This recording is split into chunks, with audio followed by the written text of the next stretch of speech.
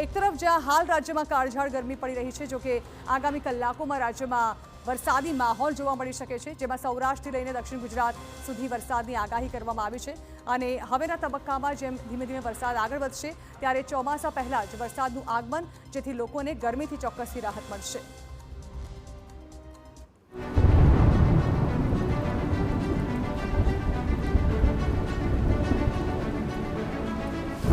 રાજ્યમાં શરૂ થઈ પ્રી મોન્સૂન એક્ટિવિટી।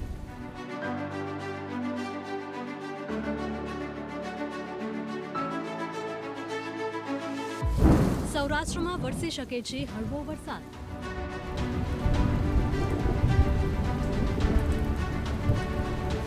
દક્ષિણ ગુજરાતમાં સામાન્ય વરસાદની આગાહી।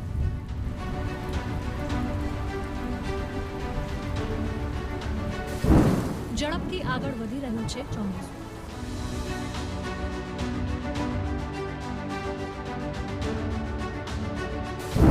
દરિયામાં બની રહી છે મજબૂત સિસ્ટમ।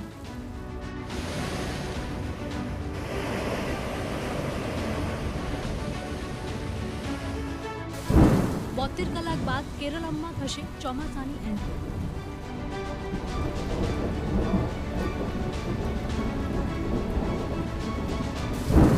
ગુજરાતમાં વહેલા થશે ચોમાસાની પધરામણી।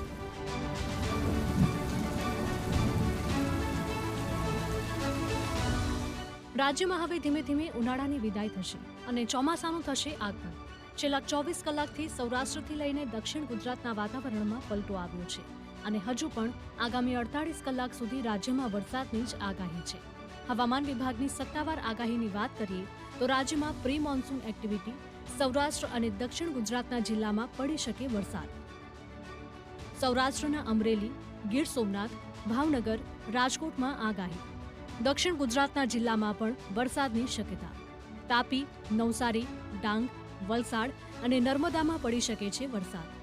સંઘ પ્રદેશ દીવ, દમણ અને દાદરા નગર હવેલીમાં પણ પડી શકે છે વરસાદ।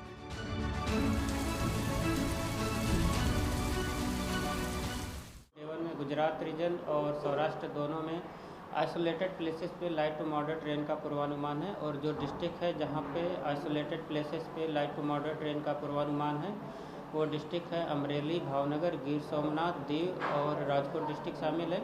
और गुजरात रीजन के लिए जहाँ पे आइसोलेटेड प्लेसेस पे लाइट टू मॉडरेट रेन का पूर्वानुमान है वो डिस्ट्रिक्ट है नौसारी, वलसाड़, दमन, दादरा नगर हवेली, डांग, तापी और नर्मदा डिस्ट्रिक्ट शामिल है। રાજ્યના તાપમાનમાં હાલ કોઈ મોટો ફેરફાર નહીં થાય। હવામાન વિભાગ અનુસાર 40 થી 42 ડિગ્રી તાપમાન રહેશે। અમદાવાદમાં 43 ડિગ્રી તાપમાનનો પારો રહેવાનું અનુમાન છે। પાટનગર, ગાંધીનગરમાં ગરમીનો પારો 42 ડિગ્રી રહી શકે છે, એટલે સૌરાષ્ટ્ર અને દક્ષિણ ગુજરાતમાં વરસાદી માહોલ રહેશે। જો કે ઉત્તર ગુજરાત અને મધ્ય ગુજરાતમાં ગરમી હજુ પણ આગામી કેટલાક દિવસ સુધી કહેર મચાવશે। जो टेम्परेचर की जो रेंज है वो आइसोलेटेड प्लेसेस पे 40 डिग्री सेल्सियस से ऊपर मैक्सिमम टेम्परेचर रहने का पूर्वानुमान है गुजराती स्टेट के लिए। अहमदाबाद और गांधीनगर के लिए आज के लिए मैक्सिमम टेम्परेचर अहमदाबाद के लिए 43 डिग्री सेल्सियस और गांधीनगर के लिए 42 डिग्री सेल्सियस मैक्सिमम टेम्परेचर रहने का पूर्वानुमान है। અંબાલાલ પટેલની મોટી આગાહી। સૌરાષ્ટ્ર, દક્ષિણ ગુજરાતમાં વરસી શકે વરસાદ। તોફાની પવન અને ગાજવીજ સાથે વરસી શકે છે વરસાદ। આગાહીકાર અંબાલાલ પટેલની પણ આગાહી સામે આવી ગઈ છે। અંબાલાલ પટેલની આગાહી પ્રમાણે રાજ્યમાં હવામાનમાં પલટાની શક્યતા છે। રાજ્યમાં હવે પ્રી મોન્સૂન એક્ટિવિટી શરૂ થવાની શક્યતા વધી ગઈ છે। સૌરાષ્ટ્ર, દક્ષિણ ગુજરાતમાં વરસાદ જોવા મળી શકે છે। આગામી કલાકોમાં તોફાની પવન સાથે વરસાદ ખાબકી શકે છે। 24 અને 25 મેના પણ વરસાદની શક્યતા છે। છૂટાછવાયા વિસ્તારોમાં વરસાદ વરસી શકે છે। તો ગરમી વચ્ચે વરસાદી સિસ્ટમ સક્રિય થવા હાલ વરસાદની શક્યતાઓ જોવા મળી રહી છે। તારીખ 23-24 સુધીમાં ગુજરાતના ભિન્ન ભિન્ન ભાગોમાં થવાની શક્યતા રહેશે। ગરમી પણ કેટલા ભાગમાં રહેશે, પરંતુ ધીરે ધીરે પ્રી મોન્સૂન એક્ટિવિટીનો વરસાદ થતાં ગરમીમાં આંશિક ગરમીમાંથી ઘટાડો થવાની શક્યતા રહે। તારીખ 24 મે પછી પવનની ગતિ વધે અને સામાન્ય પવનની ગતિ લગભગ 10 થી 15 કિલોમીટર અને ત્યાંથી ક્યાંક થોડીક વધારે રહી શકે, પણ વિન્ડ ગસ્ટ જે આંચકાના પવનની ગતિ 35 કિલોમીટર અને ક્યાંક વધુ રહેવાની શક્યતા રહેશે। એટલે હવે ધીરે ધીરે પવનની ગતિ જેમ જેમ પ્રી મોન્સૂન એક્ટિવિટીની વધતી જશે અને અલગ અલગ પવનો છે, પવનો હવે ઘુમરાવ લે છે અને જ્યાં બે પવનો બે મર્જ થશે ત્યાં પ્રી મોન્સૂન એક્ટિવિટીનો વરસાદ થવાની શક્યતા રહેશે. વરસાદ ગાજવીજ સાથે થવાની શક્યતા રહેશે. ક્યાંક પશ્ચિમના પવનો, ક્યાંક દક્ષિણ પશ્ચિમના પવનો, ક્યાંક કોઈક વખત જબરને ક્યાંક ઉત્તર પશ્ચિમના પવનો પર આવવાની શક્યતા રહે. લગભગ ગરમીનું પ્રમાણ જોવા જઈએ તો મધ્ય ગુજરાતના ભાગમાં 41 ડિગ્રી સેલ્સિયસ આસપાસ, ક્યાંક 42 ડિગ્રી સેલ્સિયસ આસપાસ, ઉત્તર ગુજરાતના ભાગોમાં 41-42 ડિગ્રી સેલ્સિયસ આસપાસ. તો કોઈ ભાગમાં પથરાળ જમીન હોય અને રેતાળ જમીનમાં જમીન તપે તો વધુ પણ થઈ શકે.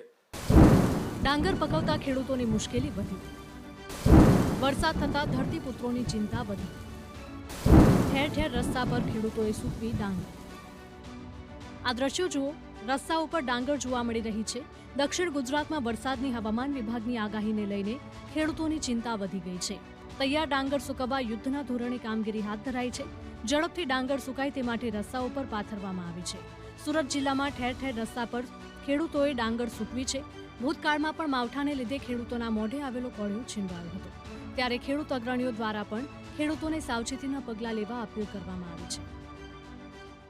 માવઠું થવાની આગાહી કરવામાં આવી છે, એટલે દરેક ખેડૂત મિત્રોને અપીલ કરવાની કે જ્યાં પણ પોતાની જણસ હોય, પોતાનો પાક રાખવામાં આવેલો હોય એની પર એને સુરક્ષિત જગ્યાએ ખસેડી લેવો અને સાથે સાથે એને વોટરપ્રૂફ તાટપત્રીથી ઢાંકી લેવા એક સંસ્થાના પ્રમુખ તરીકે સર્વે ખેડૂત મિત્રોને અપીલ કરું છું. આમ હવે ધીમે ધીમે ચોમાસાનું આગમન થશે. રાજ્યમાં હાલ 15 જૂને ચોમાસું આવે તેવી આગાહી છે.